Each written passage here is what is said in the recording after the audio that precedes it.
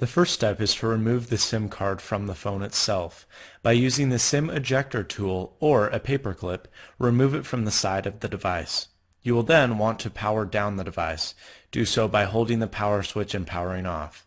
If you are unable to access the LCD screen as I was, you can hold the top button and the home button simultaneously for about 7 to 8 seconds.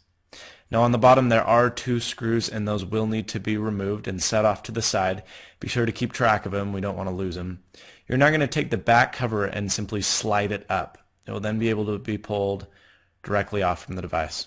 Now it's time to remove the battery from the compartment.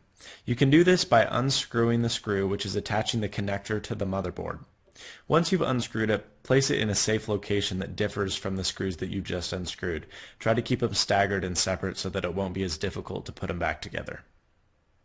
You will now be able to remove the connector from the motherboard. You can do so by using a screwdriver or a case opener tool. It is a little bit difficult, but don't worry, it's a little bit resilient. There's not a very high chance that you're going to break it, so don't be worried by popping that off. You'll now notice that there's a little bit of a metal wedge. You'll need to pull that out and place that off with your screws. We'll put that in back later. Now you're going to need to remove the battery itself. It is glued in there, so it may take several trial and error attempts. Don't be worried if it doesn't come out the first time. It will take a little bit of working and nagging, and you shouldn't damage any of the internals. Just be a little bit careful. You're now going to need to remove a plate that is on the side of the device. This plate is covering a connector, and this connector attaches both the dock connector and the microphone to the motherboard. So you're going to need to unscrew this. There's two screws. There's a larger one on the right and a smaller one on the left. Don't be too worried about keeping them separate, but you will want to note that when we reassemble it. Just place them in their own selective corner on your table where you're keeping your screws. You can now pull the plate off once both screws have been removed and place that with the screws that you have just removed also. Once you have removed this plate, you will need to remove another plate which is on the top of the device. There are 5 screws that need to be removed. At the very top of the device, aka the teal one, you will notice that it is significantly longer than the other 4 screws. However, there are 4 different varieties of screws and only the orange ones are the same. So please put them all together as we will need to put them into their correct spots once we've finished this procedure.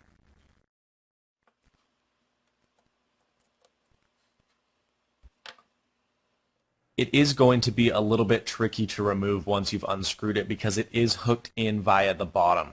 So if you pull towards you, it will be significantly easier to remove as pictured here. Give it a few shots, you can get it. Now there's 5 cables you need to remove from the motherboard. The rightmost 3 will pull down towards you and need not be done in any particular order. Now the left is quite the contrary.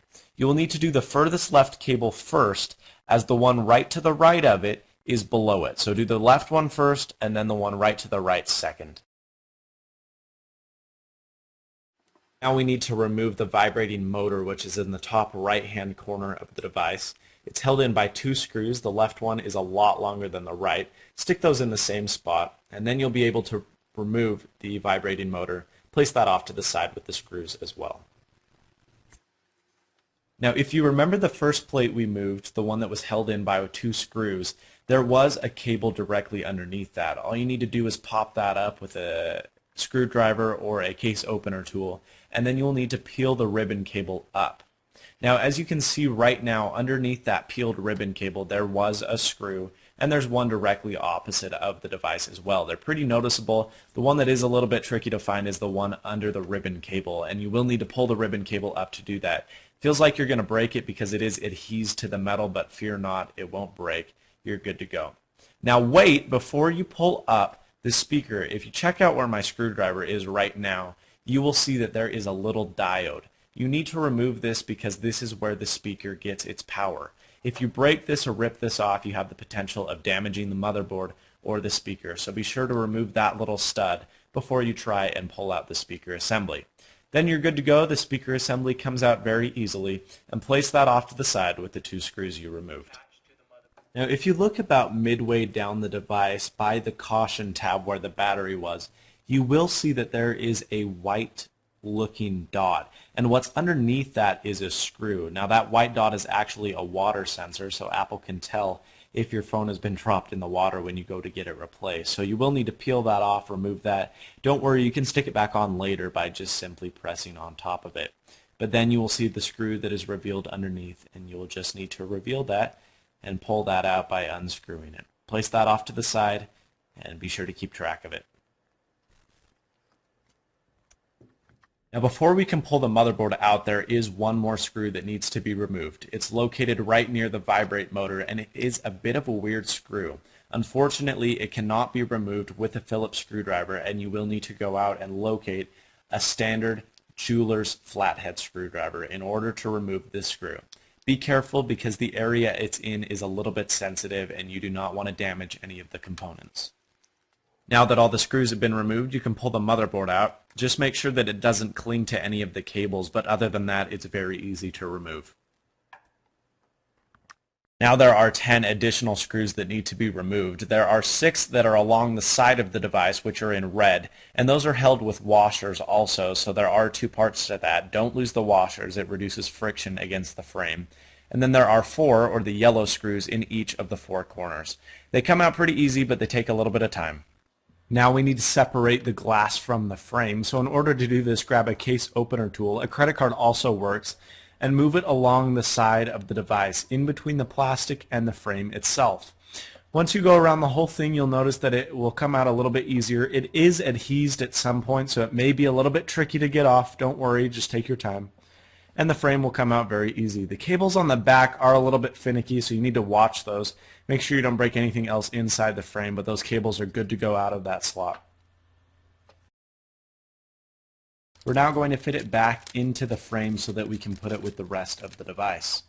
So you're going to feed the cables back the way you got your original glass out, through that slot right there. It's going to be a little bit tricky, and one thing you're going to want to ensure is that the cable behind, the digitizer cable, the one that's on top, is you want to make sure that it goes through all the way. And my head gets in the way here, I apologize for that. But you're going to want to make sure that the cable goes all the way through, because it is a huge pain in the butt if you accidentally pinch that cable. You also run the risk of ruining the digitizer itself. So ensure that before you screw it in, that screw is to where it needs to be. Now we need to place the 10 screws that were back on, the 6 with the washers, and the 4 in each respective corner. Now that our digitizer has been fit, we need to throw the motherboard in there as well. Make sure it's in the right place and not on top of any cables. Make sure it's above the 3 on the right and below the 2 on the left. Now we need to screw down the motherboard. There's 2 screws that need to be done. The weird funky one that we remember we had to do with a Phillips screwdriver, and then the one that has the water sensor on top. Once you have screwed the 2 of those in, we're going to fit the speaker assembly in. If you look at that notch that's on it, that needs to go below the motherboard, but the rest of the speaker needs to go on top of it. It's a bit of a weird angle, but if you saw, I kind of went in with a 45-degree angle, and you can push it down to where it needs to go from there.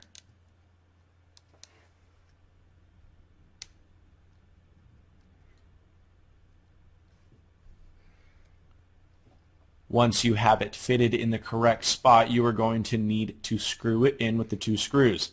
It doesn't matter which screw you put in which hole because they're both the same length. Just ensure that you tighten them enough, but not enough to strip the screws and or ruin the LCD display below. Alright, now we need to pin all the ribbon cables down. First take the one on the side of the device. Ribbon cables are a little bit finicky, so you just have to try your best to get them in there. They are trial and error oriented. You can try to align them, but honestly, there's not a heck of a lot you can do. You either get it or you don't. So spend a few minutes, kind of look at aligning it up correctly via a side angle, but once you get that shoved down in there, it is pretty easy to get those dot connectors down. So we've done this one, and it's nice and secure. And now we need to do the 5 on top. There's the 3 on the right and the 2 on the left. Just as we undid them, you can do the 3 on the right in any particular order. It doesn't matter. I go right to left. However, the way you do it doesn't matter. And then we need to put the other 2 cables, which are on the left side, back down as well. Remember, the most right one, if you're looking at the device from backwards, is the one that needs to go down first. It is the first and preliminary cable. It also is the bigger one. So the larger, thicker cable is the one that gets pinned down first, and then you move on to the second, lighter one. Now it comes time to place the camera in, put it in its spot, and then safely secure the ribbon cable, which is directly below it. This one is a little bit tougher to get on, but don't worry, give it a few minutes and you'll get it. It is now time to put the back plate on yet again. With this back plate, what you're going to need to do is hook it into the hooks that you probably remember having to deal with the first time. Make sure they're hooked in and make sure that those 3 cables on the right aren't in the way. Now you'll notice that there are 4 different types of screws. There's a yellow screw, which is a lot shorter and a lot smaller than all the other ones. I think it's blue threaded, and that goes in that spot. The orange ones are the next shortest ones. They're both the same size, and put those in the orange one by the camera and the rightmost screw. The red one, and be very careful, this is not the longest one. The teal one is the longest one. If you put the teal one in the red spot, you will crack your LCD. So put the next longest one in the red, and then lastly the longest in the teal spot. Now we need to affix the side plate. There are 2 different screw lengths. The longest one goes to the right side. So put the long one and the bigger one on the right, and then the smaller one goes on the left side. Very simple, very easy to do. Now if you remember that little bracket dude we had, you're just going to stick him down in there, and he'll stay nice and easy as long as you hold it. If you let go of the bracket, it may move around while you're trying to affix the battery. Now as for the battery cable, you're going to want to make sure that none of it sticks out of the outer casing. Ensure that it does stick against the device and stays near the battery. Now the battery switch is actually kind of difficult to get in, so for that ribbon cable you do need to ensure that it is in the right spot, but once you are sure that it is aligned correctly, you need to add quite a bit of force in order to get it to stay. You're then going to take your screwdriver with the screw and screw that back into place. Now take your back cover and set it slightly apart. Now you're going to press downward and re-enclose that. Take your screws and screw the bottom of the phone back up, and that's it. You've completed your installation. For checking and troubleshooting, always be sure to turn the phone on, make a telephone call, go in a dark room, and make sure that the ambient light sensors, the proximity sensors, the speakerphone sensors, the LCD, and the digitizer all work correctly.